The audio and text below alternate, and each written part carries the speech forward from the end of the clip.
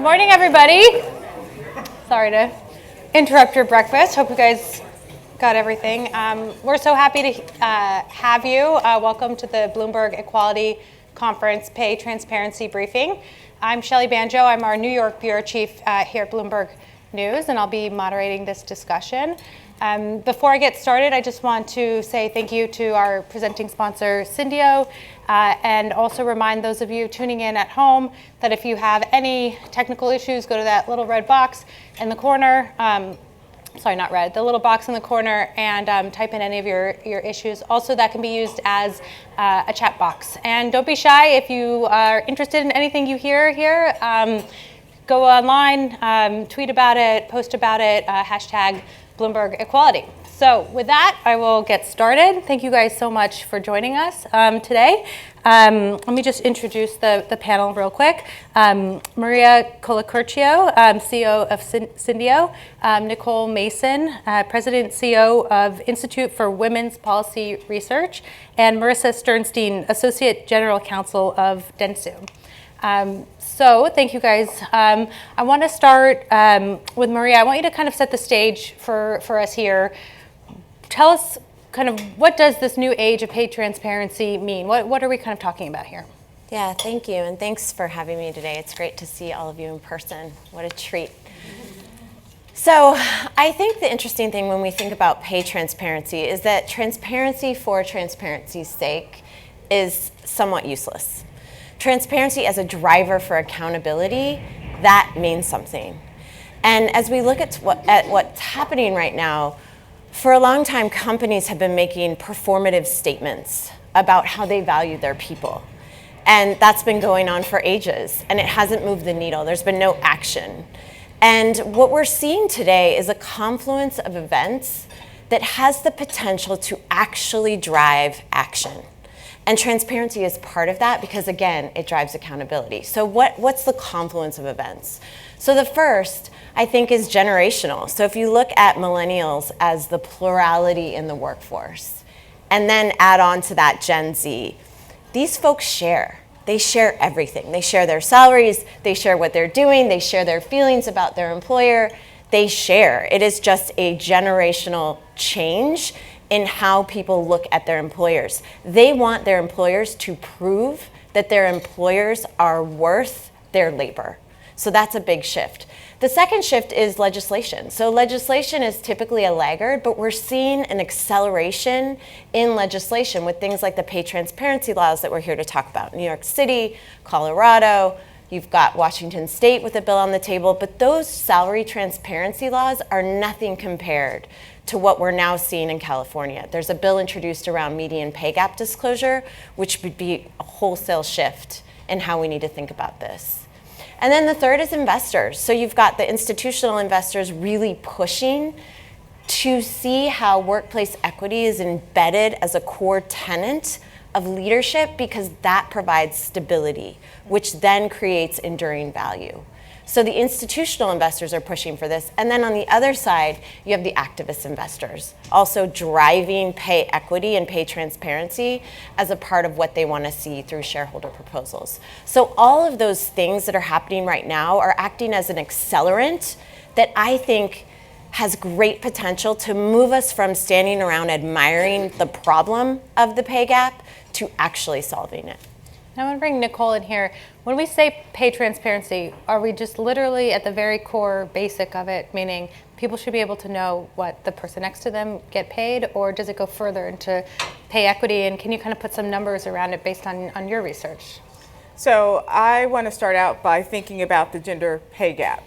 So since 1972, that's about 50 years, the pay gap has only closed about 20 cents. So it's super glacial.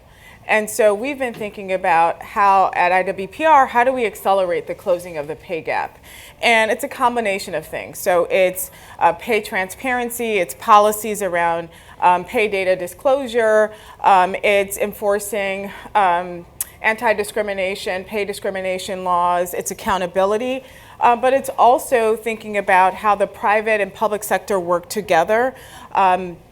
When I think about, so we have the pay gap, and then we also think about pay transparency, which for us, we think about pay secrecy. So employees being discouraged from discussing pay. So while there are anti-secrecy laws on the books, it's illegal for an employer to prohibit you from discussing your pay. What we found is that there's no formal prohibition, it's more informal. So, and when we think about informal policies around discussing pay, women are often the ones who lose out. So when I talk about it, I talk about the need to democratize pay, make it fair, make it transparent, make it equal. Employers that are that way, transparent, really think about like their pay transparency or pay is a part of their growth plan.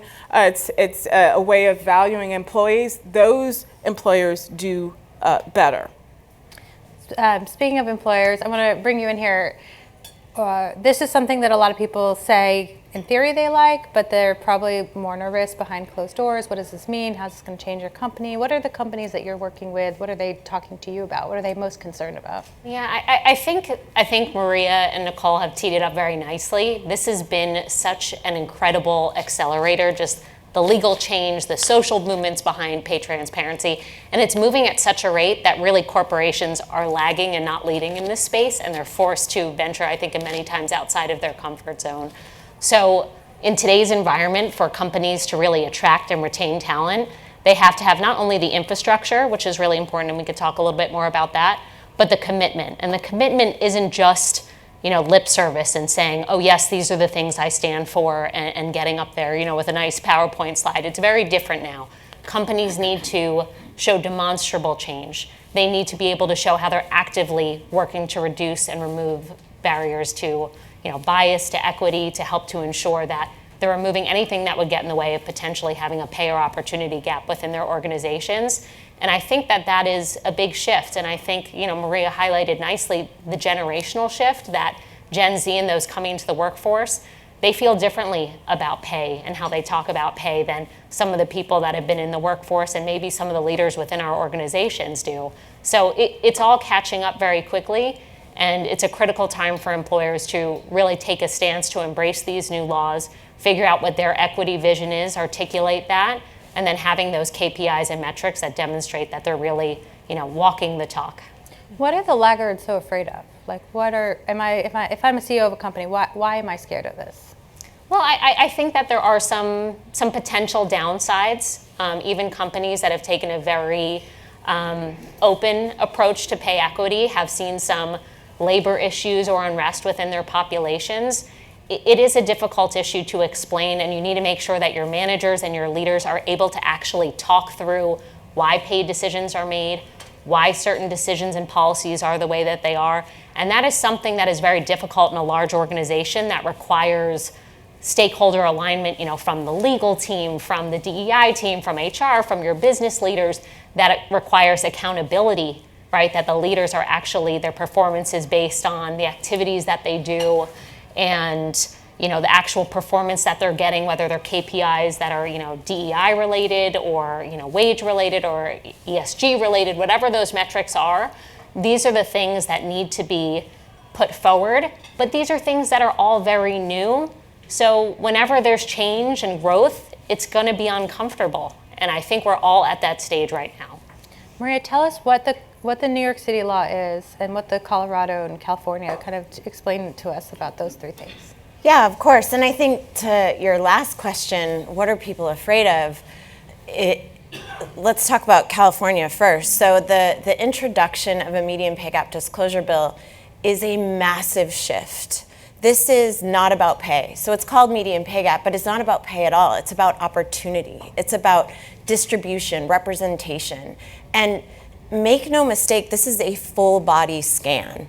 So companies are very concerned about this because when you think about it, the more you have to explain what your organization looks like when you're disclosing opportunities and where people are represented in your organization, the more you look sort of lame. If you have to keep explaining and talking about why do I have a massive pay gap, and And one of the big things about the California median pay gap disclosure law is, number one, it's not just for companies in California. If you have even one employee in California, this will be a requirement for your company.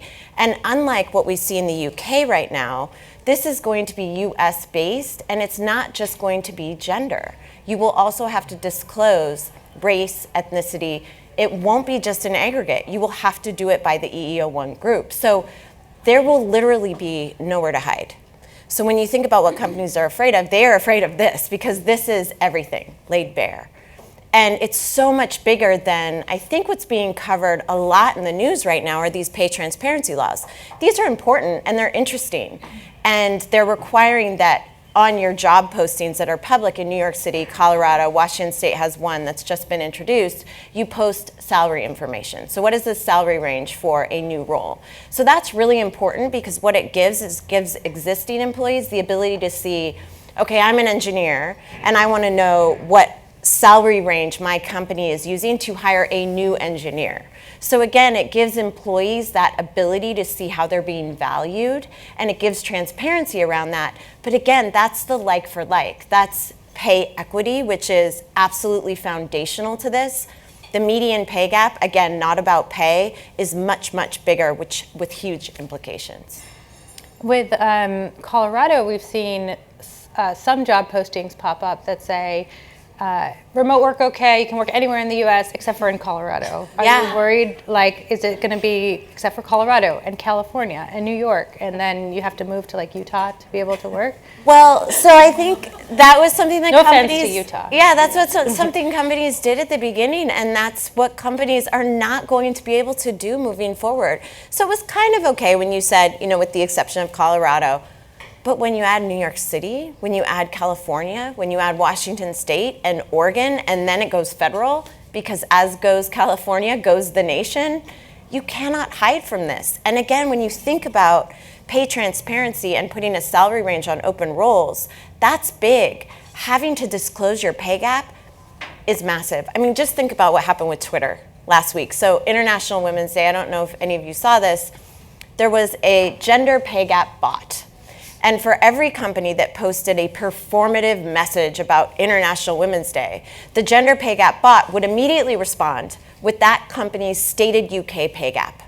So companies like Bow Avenue, a lingerie company with 60,000 followers based out of London, has a 31% pay gap in favor of men.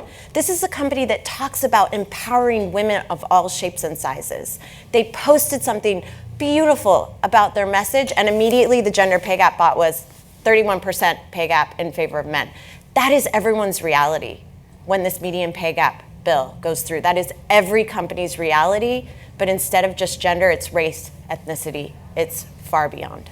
Dr. Mason, I want to talk to you about measuring this stuff, because we've seen, talking about the EOC filings, we've seen companies disclose their measurement of race and gender, and for some tech companies that hasn't changed in a decade, and you talk about how slow it was to close the gender pay gap. So what do you think will change about this? Well, I think that we do have states that are leading, and states are often laboratories, and businesses are required by law to comply. And so when we ask what are companies afraid of, we can be very honest. A company doesn't want to be exposed for having a really big gender gap, and it might feel punitive. And so if we can help to reframe and say, we know that you want to do better by your employees, by race and gender, and we're going to work to close the gap. I think that's a way to bring companies into the conversations in a different way. One of the biggest challenges that I think we don't talk about, as much as we should, is the culture around pay equity and how we think about pay between men and women. Hiring managers have biases when they are thinking about when a woman is sitting and negotiating pay versus when a man is sitting and negotiating pay. Women are often penalized for negotiating pay, and so are people of color. And so really thinking about how we tackle not only the technical part, the laws, the legal part, but also shifting gender norms and expectations around, who's the primary breadwinner in a family, how we think about women who negotiate pay. All of these things really go hand in hand when we are thinking about these things. What's the economic benefit, to the companies on a micro level, but also on a macro level, and what's the competitive advantage from paying people equally? So when companies pay equally or have a fair and equitable compensation scheme, we think it helps with the retention. There's not a lot. So when I'm talking about pay transparency, I said, well, the company is in a bind. So the hiring manager, for example, is charged with attracting top talent, getting people in the door, but also protecting the bottom line of the company. And so if we have a compensation scheme where, people are paid the same amount for a particular role, and you can, see it's on the website, I think it encourages trust. I think employees feel valued. And when we talk about, so that's at the macro level, at the employer level. But we also know that when women are compensated fairly and they stay, women do well in jobs. They are, they produce. It increases the bottom line for companies. And when we think about if we were able to raise the pay gap or raise pay for the lowest paid workers, we would move 50% of women out of poverty. So these are very real things, and we talk about community economic boosts as well. So there are a lot of benefits, but I think companies need to get there and be able to quantify the benefits for their individual company. Marissa, I want to go over to you. Can you name any companies that are, have been leaders in this, or give any examples?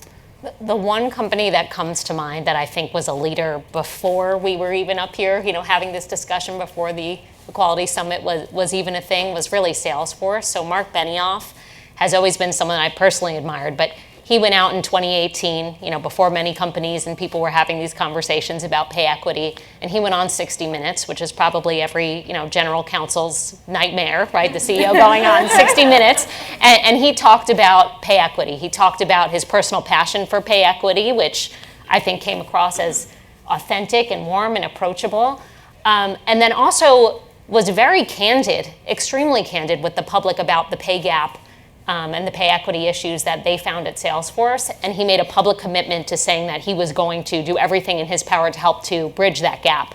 And year after year, Salesforce has come forward publicly, on their website in a blog, talking about each year they found what the pay gap is, how much they spent on fixing any gaps or inequities that they found in the system. And so far, at least from where I sit, that seems to be a smashing success. Mark Benioff is someone that is prided as an advocate, someone that comes across, again, as authentic and committed to his people and his mission. And I think that really is an example of leadership in this area.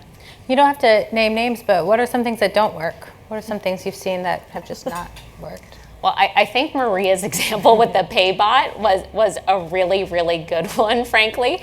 But companies that are coming out and saying, we have this commitment to X, Y, or Z, that's not enough these days. Your employees, your shareholders are going to say, prove it. And what you want to do from a company's perspective is you want to get ahead of that curve. What you don't want is, a shareholder initiative that's forcing you to disclose certain pay information before you might be ready, and you might look as if you're opposed to it for some reason, which obviously looks like you're trying to potentially, hide something or not be transparent and forthright. That is something that, the day of reckoning, I think, is potentially coming for a lot of employers. And having the tools and the ability to preempt that and be a leader is going to be really critical here. If you take New York City as an example, just because we're here, if companies wait till I think it goes into effect May, right? Or something like that. If it goes into effect in May, are you going to gain any benefit by kind of, front running that, kind of doubling down and being like, yes, we are going to buy into this 100%? Or is that going to be the same for companies like quietly discloses the things to the city government that it has to do? Like, does a company kind of gain or establishing credibility?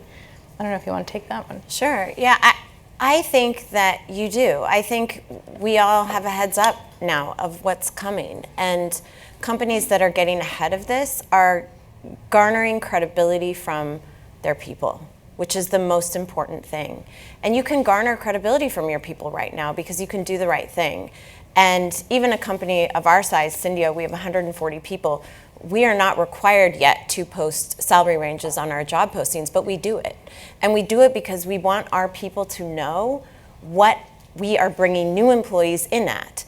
Because market rates right now are skyrocketing. They're out of control. And so if you aren't using technology to ensure that your existing employees are keeping pace, they are going to find out. And again, they might not find out through a salary transparency law. They might find out from having a salary party or from creating a Google spreadsheet where everyone puts in their salary. They may find out in a variety of ways, but they will find out.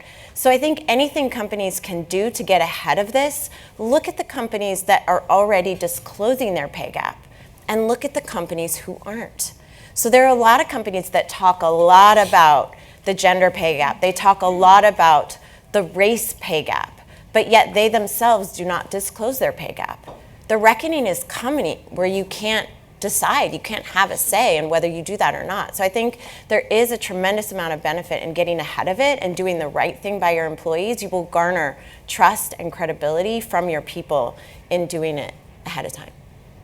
Yeah. Can I just say that when I think about what you just said, I think about the cost to businesses, and which I think is a very real thing. We did, when I first came on board at IWPR 2.5 years ago, salaries were a little bit all over the place, and we're a small organization, and so I was committed to pay transparency, and we created a compensation scheme.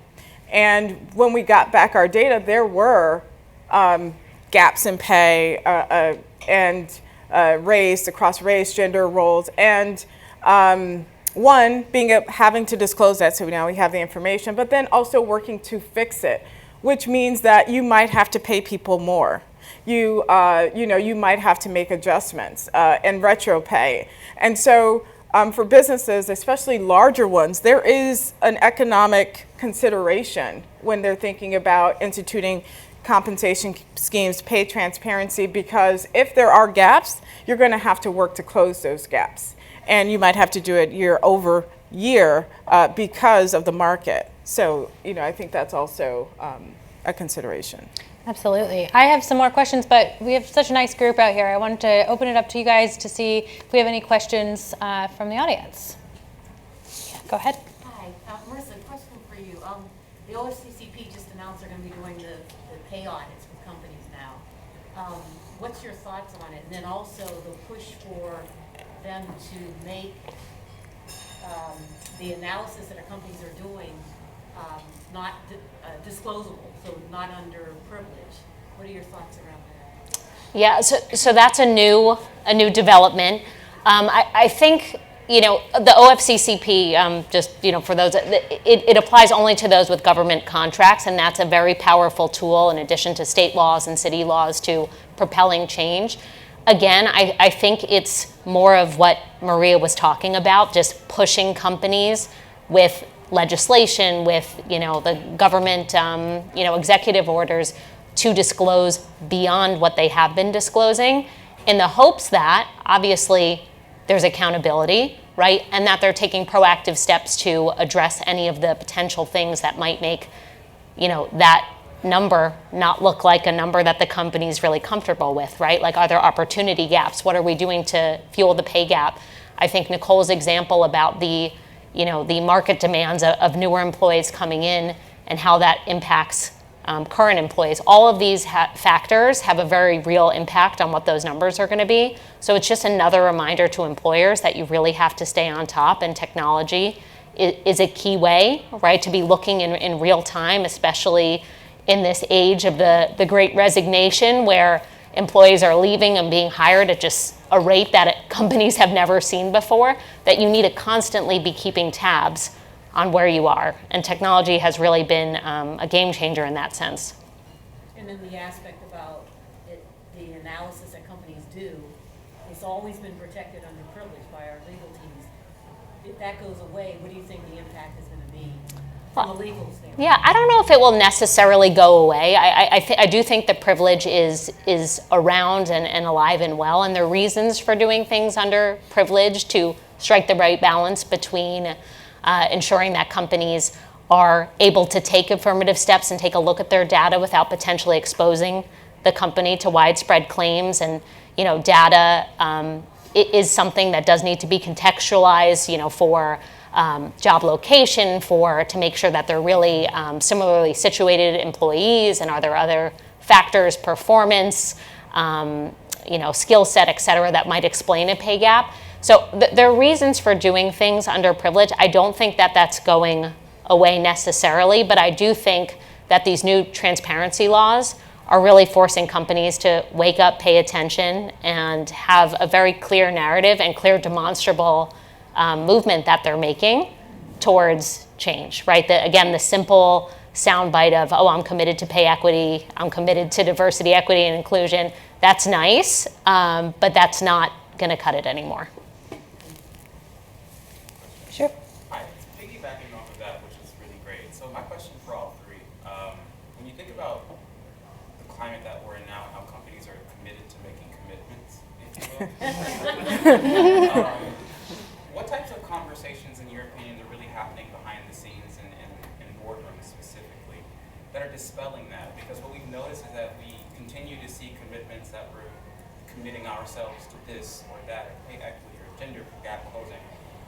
International women's, we're committed to making everybody feel included, but why is it that the lower end of that totem pole are the last to actually benefit from those commitments? Yeah, I'll take a stab at that. I think there is hope right now because of what we're talking about and the acceleration we're seeing. So take CEO pay ratio, for example. So that was something that was introduced, and it took 2 years for it to actually be incorporated into Dodd-Frank as law, and then 5 more years for it to become a regulation with the SEC. And even at that point, it was just performative. It was still performative, and it was a headline. It was a headline because everyone would come to their people and explain, well, she makes this much because she's in charge, and they would explain it away. I think what's happening now with the confluence of all these events, and particularly to answer your question around the boardroom, there has been a massive peopleification of the boardroom. The CHRO used to come in once every 5 board meetings, every 5 quarters, as kind of a cameo appearance. But now people issues are top billing every single board meeting. And because of the pressure from employees, I really do think that's acting as an accelerant that's driving legislation and regulation very quickly. I mean, if you think about CEO pay ratio and what we're seeing with median pay gap and pay transparency, it's compressed. We're moving very quickly from rules to laws to compliance, and I think that's going to help. I think the other thing that's going to help is just, we are in the middle of the biggest social movement in American history. And that pressure, I think, is going to force board of directors, CEOs, C-suites to actually take action, disclose their pay gaps, identify opportunities. Pay equity, of course, is always table stakes. But I do think we're in the midst of a great acceleration of these things that's going to drive us from the performative commitments that you're talking about that drive us all bonkers to true action. Oh yeah, go ahead. Quick question for all three of you. As a private equity outfit, we're finding out in my college that we're finding these companies, small, medium, large companies, when they settle massive amounts of settlements. In the due diligence process, we're finding out, these private owners are like Boston, this is a joke.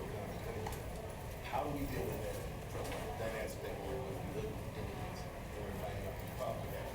Because settling all these pay equity. I'll just recap in case you couldn't hear. In terms of private equity, in terms of making investments or buying small, medium, large companies, when you buy the company, you look in the hood and under the hood and you see a whole bunch of issues here. Is that basically what your question is? Yeah. Yeah, I mean, I'm happy to take this one. what you're describing is very common, particularly in smaller privately held corporations where they've been doing things a certain way for a lot of times, and their incentives might be different than a larger corporation that maybe has shareholders or PR issues that they have to deal with. So in that instance, when you're talking about the issues under the hood, one thing that I think that companies could do when they're in like the process of either acquisition, bringing them into your company or investing in them, is looking at two things. One, looking at, is there like a vision alignment, right? So like so-called cultural due diligence. Do these leaders align with what I'm trying to do, or are they going to be a blocker? And I think that there's certain ways to do that. There's interviews, there's certain kind of assessments that can be done, and then asking questions, right, about their policies, about their practices, about things that they've done, looking at any lawsuits that they've had, over the past 10 or so years, getting a sense of what the issues were, any employee complaints that were raised. And then again, looking at the data, and I think this is where technology can really help. In my experience, the deal timeline is so accelerated, right? And everyone's looking at different things and their emphasis on the bottom line. And once you have technology and something that's able to look at salaries and quickly group similar employees into buckets, then you could get a very quick and dirty look to say like, okay, this is generally looking okay, or oh geez, we really have a lot of work to do here. And frankly, that could be the deal breaker, right? If decide if this is what you want to do or not do, because reversing that process of either pay inequity or just shoddy pay practices, that takes a very long time to fix. And it's also the cultural and mental aspects and the change management aspect. So I understand everything that you're saying, and I think that some of those tools could be helpful. Did you want to add in there? So I'm going to take a less optimistic approach to this. I don't think that, I started out by saying that the gap is only closed 20 cents in 50 years. And so even with pay transparency laws, anti-secrecy laws, audits, it's still not changing at the rate that we want to see it change, because there are organizational, institutionalized, these things are entrenched. This is not something you can just sort of unravel. Some companies, if there's a lot of liabilities, they might ignore them. They might not make the changes that you are talking about. So, I'm a little less optimistic in terms of the pace we will move to make these changes. I do think that you can do a pay audit. You can send in your pay data, because that is the law. That's very minimum, like just send me your data. It doesn't mandate any changes within the company. It doesn't say, if I find this, you will have 90 days or a year to make changes. That's not mandated. That's not happening. So I do think there's still more work to be done. I'm a part of this initiative. There's a new tech startup called Open Comp, which benchmarks salaries for startups and companies that are planning to go public. And so I think that companies who, from the very beginning, especially small companies, startups, who bake these kind of conversations in from the beginning, I think they have a fair shot at really addressing some of these pay gap issues. I think it is harder for bigger companies. And I have to say, people of color, when we go down the pay the pay scale, women, we do see that sometimes they get left behind in these discussions. Anyone else? Oh yeah, go ahead. This can be for all three of you, the culture issue that you mentioned. It's very hard to change. So I'm curious in your research, what you've seen that worked in transforming that aspect, which is very hard. So I was asked this a while ago, or just on a panel the other day, and the question was framed, is there a way to, beyond performative, to create accountability, like measures, like, for CEOs, like a mandate at the top, so that you have to achieve particular metrics, which triggers like, well, then in order to meet the metrics around pay equity or any other culture change, that means that you have to really think about how you're doing business and really examine your structures, your institutions, who's in power, who's in charge, but also without accountability, without a way to measure what we're talking about, there's not going to be any change. It is going to be performative. It is going to be working groups. We've all been a part of these DI, pay equity, gender working groups where you make a set of recommendations and they just land on the floor and people shift. And so I think if we can figure out a way to measure, hold accountable, tie it to compensation for CEOs, like there, there's a lot of ways we can think about this that really would help us to shift the culture and really examine the culture that sort of makes these things exist or persist. I agree with what you're saying, and it's all about, for employers and leaders, how do we measure how we value our people at work? That's the critical part of this, is the measurement and the action. And there's a couple of things that companies must do. Number one, pay equity, table stakes. And it's not about outsourcing this to a law firm to do an audit once a year, and by the time you get the results back, they're stale and your people have moved and you've reorged and you've done a layoff and you've hired people and it doesn't even matter anymore. It's about doing this in an ongoing way. It's about looking at pay equity every time you hire someone, making sure that you're hiring them at a rate that's not just competitive, but it's also equitable with your internal folks. This is an always happening thing that you're looking at consistently. That's table stakes. The next is looking at how you're offering opportunities. So again, remember, the median pay gap is not about pay. It's about opportunities and promotion and movement.